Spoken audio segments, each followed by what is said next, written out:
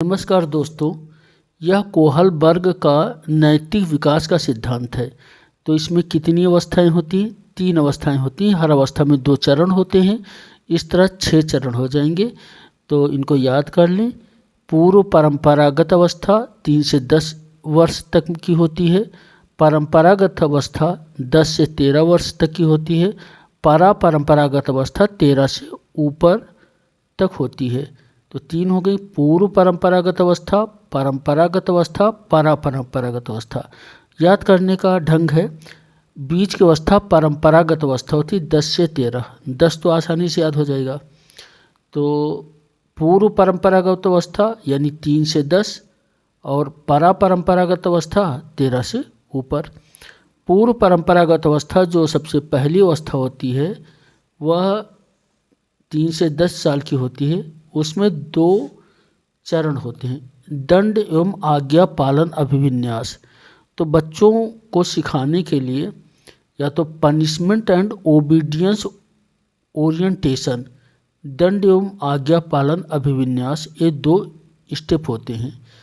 क्योंकि उनमें उतना तार्किक विकास नहीं होता है और उनका अपने मम्मी पापा या जो भी उनके नियर एंड डियर होते हैं उनके प्रति उतना लगाव होता है जिससे आज्ञा पालन का गुण प्रारंभ हो जाता है।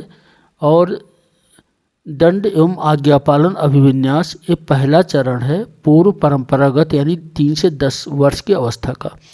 दूसरा है यांत्रिक विनिमय या सापेक्षिक अभिविन्यास। इसे व्यक्तिगत प्रतिफल अभिविन्यास भी कहते हैं। तो यांत्रिक instrumental purpose orientation, instrumental purpose orientation. तो 2 हो जाएंगे: दंड एवं आज्ञा पालन अभिविन्यास, यांत्रिक विनिमय, सापेक्षिक अभिविन्यास या व्यक्तिगत प्रतिफल अभिविन्यास। दूसरा परंपरागत अवस्था होती है 10 से 13 वर्ष की, बीच की अवस्था होती है। इसमें 2 चरण होते हैं। तो तीसरा चरण हो जाएगा अच्छा लड़का अच्छी लड़की, good boy good girl orientation. तो ये बहुत आसानी से याद हो सकता है, यानी कुल 6 स्टेप होंगे। तो तीसरा स्टेप होगा अच्छा लड़का अच्छी लड़की अभिविन्यास। और चौथा होगा कानून एवं व्यवस्था अभिविन्यास, लॉ एंड ऑर्डर ओरिएंटेशन। तो 10 से 13 में 2 होते हैं, तीसरा और चौथा। अच्छा लड़का अच्छी लड़की अभिविन्यास, कानून एवं व्यवस्था अभिविन्यास। अब जो तीसरा होगा चरण यानी कि परंपरागत अवस्था जो 13 वर्ष से ऊपर की होगी, परंपरागत अवस्था, उसे देखें आप। परंपरागत अवस्था ये 13 से ऊपर की होगी। इसमें 2 चरण आएंगे। तो 3-4 उसमें हो गए थे। तो 5वां और 6ठा चरण इसमें आएगा।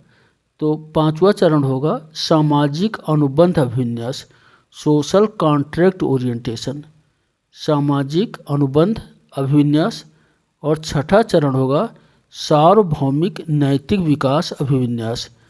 तो 6ठा चरण होगा सार्वभौमिक नैतिक विकास अभिविन्यास। तो इस तरह इसमें भी 2 चरण आएंगे जो परंपरागत अवस्था होगी। तो 5वां होगा सामाजिक अनुबंध अभिविन्यास, सोशल कॉन्ट्रैक्ट ओरिएंटेशन।